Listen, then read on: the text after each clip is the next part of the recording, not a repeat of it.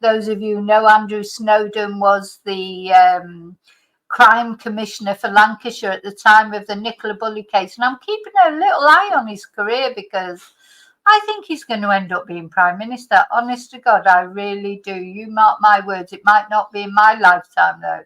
But it's certainly, you know, it could be in 10, 15 years. I don't know if I'll still be around or not. I just got a feeling because he's got a lot of ambition. And I noticed that. So what happened was he was the crime commissioner at the time of the Nicola Bulley case. For those of you who know about the Nicola Bulley case. If you don't, there's a lot of videos on my channel about her to have a look and catch up. It was a woman that went missing, very mysterious circumstances, and then we were told that it wasn't mysterious circumstances. But anyway, it's a long story that I haven't got time to go into. But I am doing I've just done episode 1 of a little docu-series, just looking at all, you know, most of the mysterious things that happened during that case. And the second one will be out probably sometime soon, part 2. And he was the Police and Crime Commissioner at the time. And it's commonly felt that he made a bit of a cock about. I mean, he's not the policeman, you know, he was in charge of the police force, if you like, but the Police and Crime Commissioner is separate from the police force itself. But it felt like every time he opened his mouth, he put his foot in it, didn't he? Or he did something wrong. Also, of course, he was famous for his, you know, total sort of tone deaf Twitter account or X account where he would just show off all these brilliant wine he was drinking and lovely meals he was having, and he was redecorating his kitchen and seemed totally tone deaf to the fact that there was actually you know, a cost of living crisis and people were struggling to put food on the table. He was showing off everything, you know, and it wasn't like serious. Like I've noticed the new Police and Crime Commissioner, or the new old one, because before Andrew got voted in under the sort of Tory Boris Johnson red wall crumbling type election, but the guy who'd been the Police and Crime Commissioner before was voted back in this year because people realised, I suppose, that it wasn't a good idea to have Andrew Snowden as the Police and Crime Commissioner, so he was voted straight out. But then he stood to be an MP in Fylde, in Lancashire, and Fylde is normally a very safe seat because it's a place where there's a lot of older people, retired people. So, you know, the Conservatives have always won it comfortably, but not this year. Now, they did win, though, having said that, but his majority is only about 300 to 600 votes, whereas before it was thousands. So I think that's been a bit of a sobering moment for Andrew Snowden. And I've noticed his Twitter account. I still follow him on Twitter. He's not putting all these things up now about what he's eating and what he's doing and, you know, the lovely French wine he's drinking. He's become, you know, more of a serious account. Now he's an MP. So we're going to be looking at him. That's what I've decided I was going to look at, because I know people are interested in what he's up to. He's always entertaining, if nothing else. We're going to have a look at his maiden speech, the speech he made in the House of. He's made his first speech in the House of Commons, and just a few interesting things on his Twitter. So Andrew Snowden is, of course, now an MP. And as I say, Andrew Snowden, the ex-crime commissioner for Lancashire, who was in charge of everything. I think I've got this sort of sneaky, I'm sort of stalking him sneakily. I just feel like I'm watching his career because I do feel like he easily may well end up one day becoming Prime Minister. He's definitely going to end up in the cabinet. I mean, let's face it, there's nobody left in the Tory party now. There's hardly any MPs left. So he's there. He's in a strong position. He's not, what's the word? He's not coloured, if you like, by the previous. You know, he's a new MP, so he's got no history like with the old prime ministers, you know, Boris and Rishi and Liz Lettuce.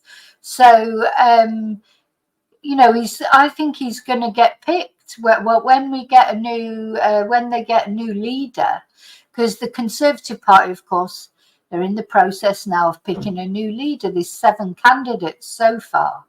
But we're not going to know who the new leader is until November. This is going to go on and on and on, because they say they want to do it right this time.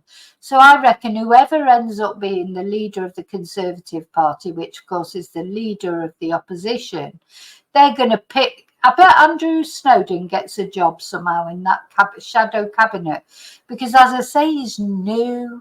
He's you know, he's sort of, there's not many other MPs left. He's young. He's quite dynamic compared to the rest of them. Now he seems to have thrown his hat behind Priti Patel, which that tells you a lot, doesn't it? But he seems to, because she's going to stand to be the Conservative leader, and he seems to be quite sort of friendly with Priti Patel from ages back, you know, from before when he was the Police Crime Commissioner. There seems to be some sort of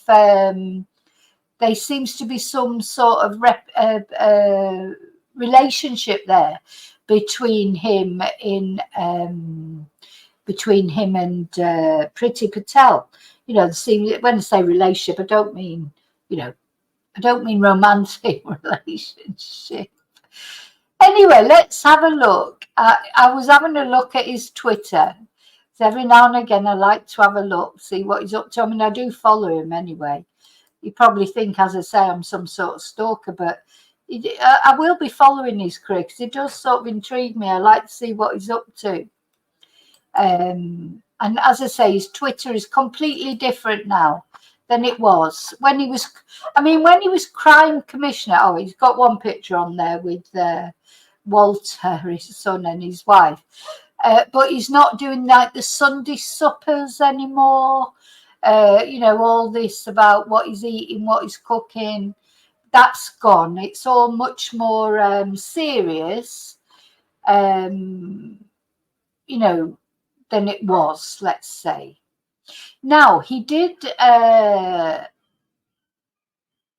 his maiden speech, and it was nice. I've listened to it, and he's, you know, he sounds quite good. So let's have a look. Let's watch it. Here it is.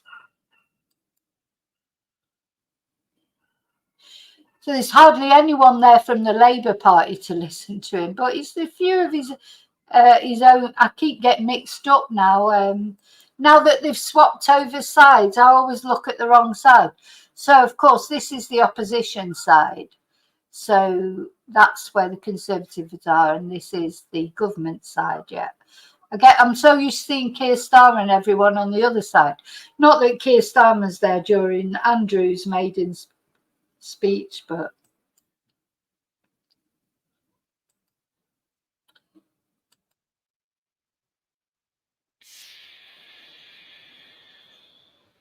Democracy for centuries before.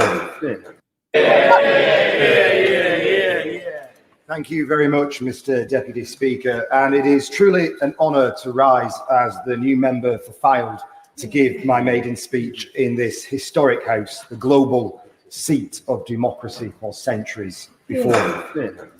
I've chosen today's debate to do my maiden speech, as having served as Police and Crime Commissioner for Lancashire up until May this year, it felt incredibly poignant to speak during the Home Affairs Day of Debate. Yeah, he had to get that in, didn't he? Now, I love watching the Houses of Parliament and that, because just at the MPs, look at, this is Victoria Atkins.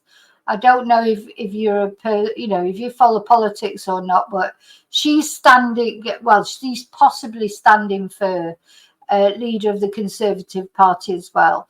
This is James Cleverly. He's already saying that he's standing.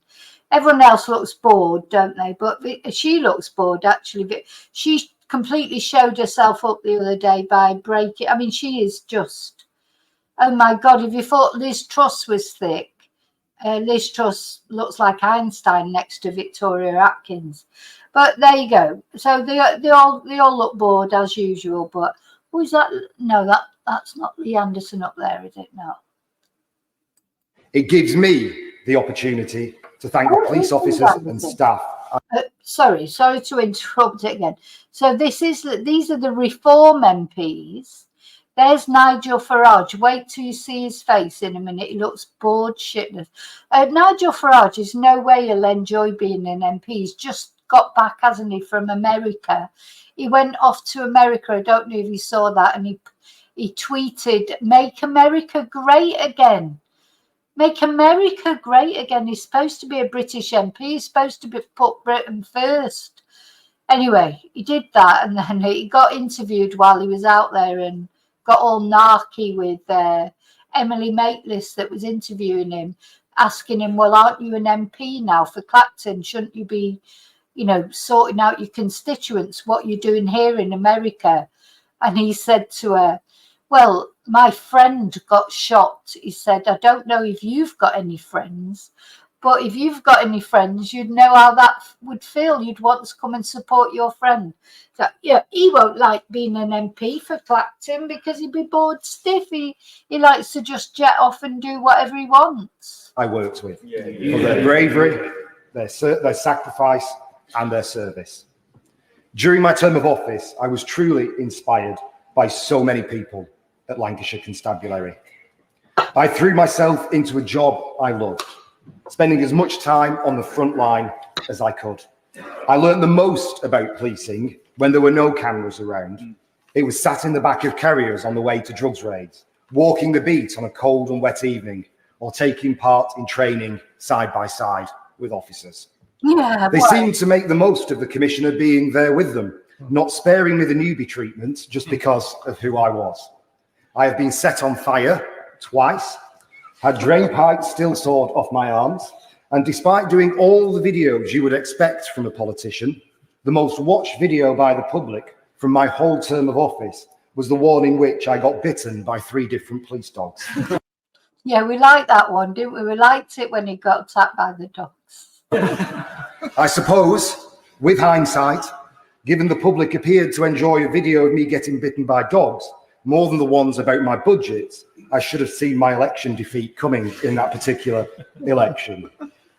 But in all sincerity, I would like to place firmly and proudly on the record my gratitude to everyone that I worked with at Lancashire Constabulary and in the Office of Commissioner. As this House debates the future policy and funding of policing in the UK, we should never forget those who are at the heart of it, on the front line, working and making sacrifices to keep us safe every day. And I'm only able to give this maiden speech today because the people of Fylde have given me the honour of serving as their Member of Parliament. And it truly is that, an honour. Being elected to represent an area where my family connections go back before I was even born, that we as a family love, and where my 2-year-old son, Walter, will grow up and call home. Poor Walter. I mean, I don't know whether Walter was a good name or not. What do you think of the name, Walter? I know old-fashioned names are obviously popular now, but do you feel... Listen, at least his second name isn't Wiggle or something. It reminds me of... Who was that guy we were looking at the other day, and he was called... I can't remember. Tom Tuggle, that's it. Tom Tuggle. So at least his name is Snowden and it's not Wiggle, because otherwise it'd be Walter Wiggle or Waggle.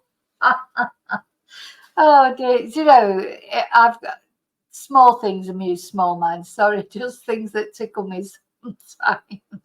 It's an incredibly special and humbling moment. Fylde is a proud and beautiful area steeped in the history of Lancashire and our country, nestled on stunning coastline with many towns and villages across the countryside, each with their own history. And might I add, It's an area that we intend to fight to keep green and beautiful for generations to come. But Fylde is far more than coastline. Look at Nigel Farage. Nigel Farage looks absolutely bored shitless. And Lee Anderson, he's looking at him as if, you know, I don't know, he wants to attack him or something. It just Nigel's face made me laugh. How long will he last as an MP? I don't see him lasting the whole term. I think he's already bored. Because if he's not the centre of attention, he don't want to know. Countryside and being part of our county's history. Some of the most advanced technology in the world is being developed and built here. In fact, quite often when you are out near Wharton and Freckleton, you will hear the jet fighters taking off from the site where they are constructed.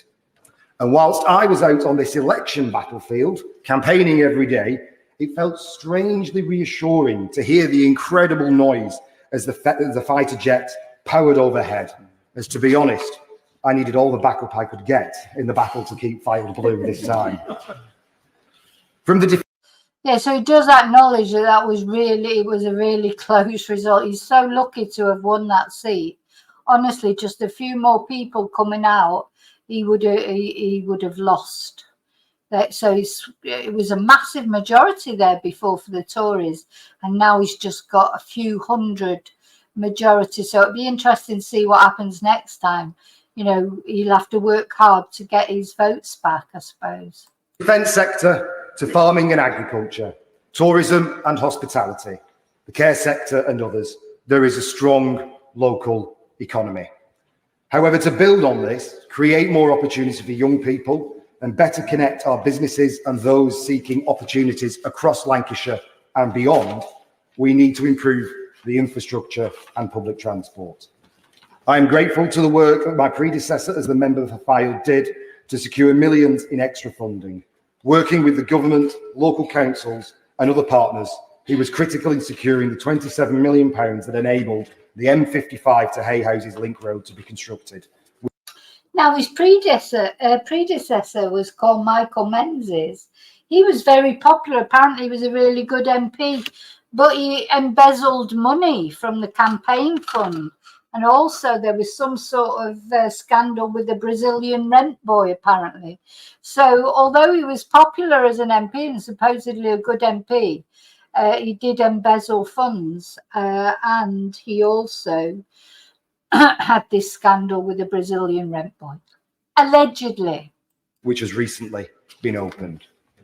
And only a few months earlier, the £150 million Windy Harbour to Skiphill bypass opened, an important link road for the people across Poulton-le-Fylde.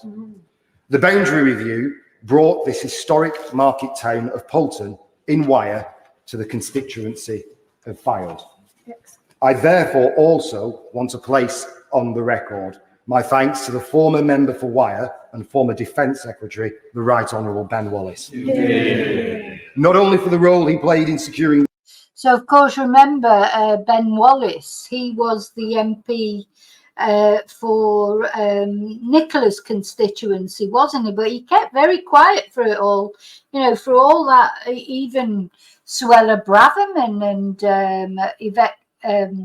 Yvette Cooper had something to say about the Nicola Bulley case and that, and the release of her personal information, etc. Ben Wallace never said a dicky bird, did he? I mean, we didn't even know he was the MP until I looked it up. Somebody asked me who's the MP for that area, and I looked up and I couldn't believe it was Ben Wallace. And at the time, he was the Defence Secretary as well. You know, I think he's going into the House of Lords. Ben Wallace is. I think he's been awarded a peerage. I think. But he's stepped down from being an MP now. The funding for this major project, but for his unwavering work as Secretary of State for Defence in such critical, unpredictable and dangerous times. The global leadership he demonstrated in galvanising the international response to Putin's illegal invasion of Ukraine is a legacy he should be incredibly proud of. And now back to Fylde. We need to focus to continuing on improving the existing road network as well as expanding it. But equally as importantly, we need to secure investment for the rail network.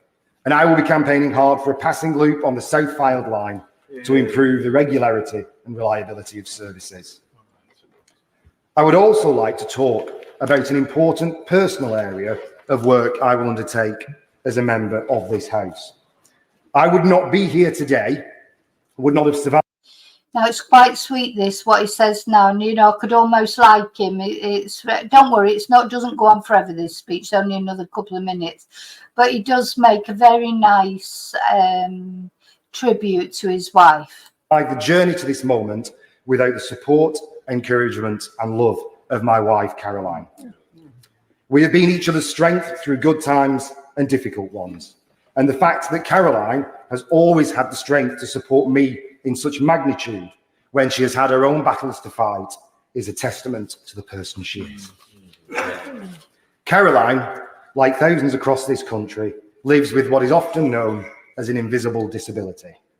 It means she is often concealed just how sick and in pain she is, has had to explain why she is in hospital when only weeks earlier she may have been visibly well to everyone, and therefore suffering in silence.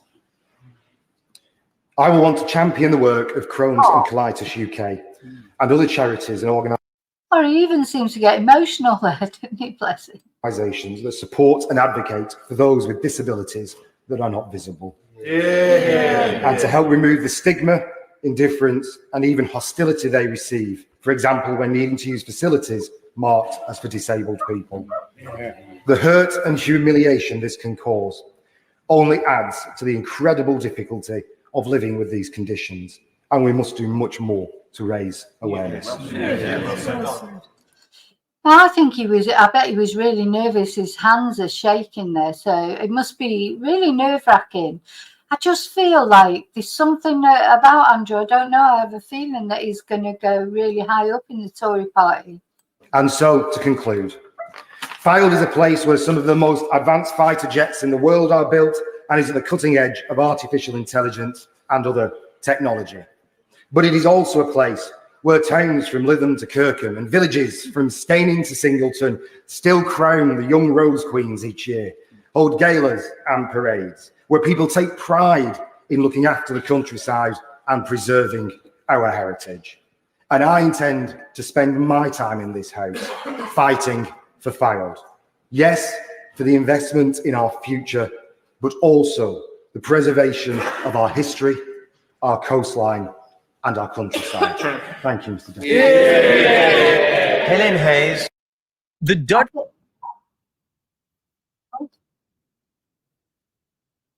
Oh, hang on. What the hell is that? Okay, you're all still awake. No, he's not resigning, Kelly. That's his maiden speech in the House of Commons. It's his first speech. You'll have to rewind and watch it, because I thought it was quite good, actually, to be honest.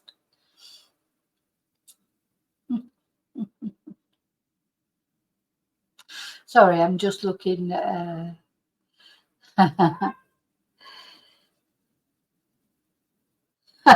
David's falling asleep. I think Nigel Farage was falling asleep there as well. So I mean, he won't like that. He isn't going to go to. He isn't going to go to. Going to go to bloody Houses of Parliament every day to listen to someone going on with some boring speech or whatever. He's just not going to do it, is he?